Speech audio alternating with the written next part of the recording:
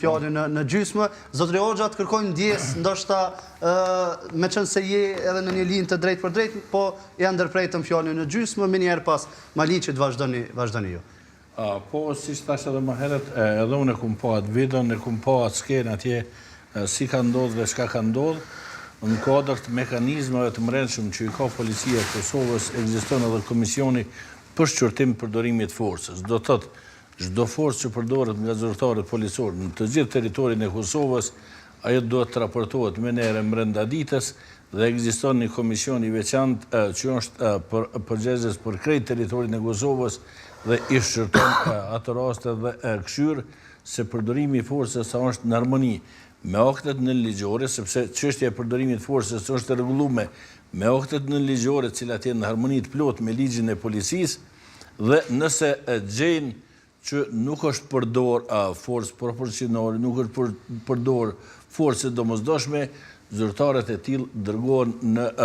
trajnim shtesë në fushën në cilën janë gjetë. Po nëse ka ndonjë shkelje tjetër, ekziston komisioni i brendshëm disiplinor nëse ka tejkalim të kompetencave policore apo kesh trajtim qytetarit, atër shkon në komisionin e brendshëm disiplinor, apo kyçet edhe IPK-ja për raste tjera edhe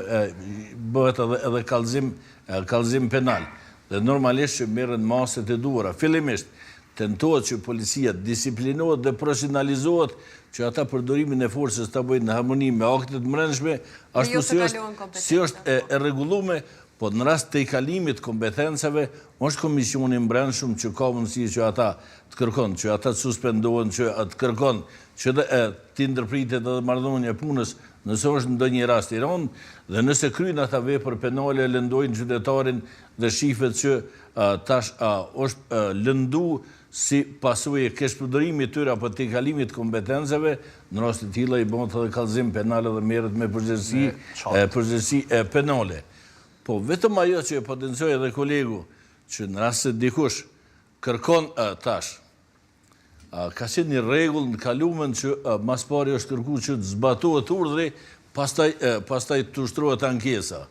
Në rast të tilla tash, nëse qytetari ka të drejtën polici të kërkon prej polisit arsyeën pse ja ka shqiptuar tiketën ose arsyeën e ndaljes, po në rast se nuk ja ka treguar ato, ai ne ta merr tiketën dhe ne turnon ne tangohet, nuk është problem, por nuk ka nevojë në rrugë tash me kriju skena tilla, filmoje mos e filmo, bën këto, sepse ato shohin edhe kalimtarë të tjerë, mandej janë edhe njerëzit edhe me familje, me fëmijë dhe mendojnë çfarë dunë, çka ka ndodhur, çka po ndodh aty, çka po ushtrohet në raste të tilla. Hoxha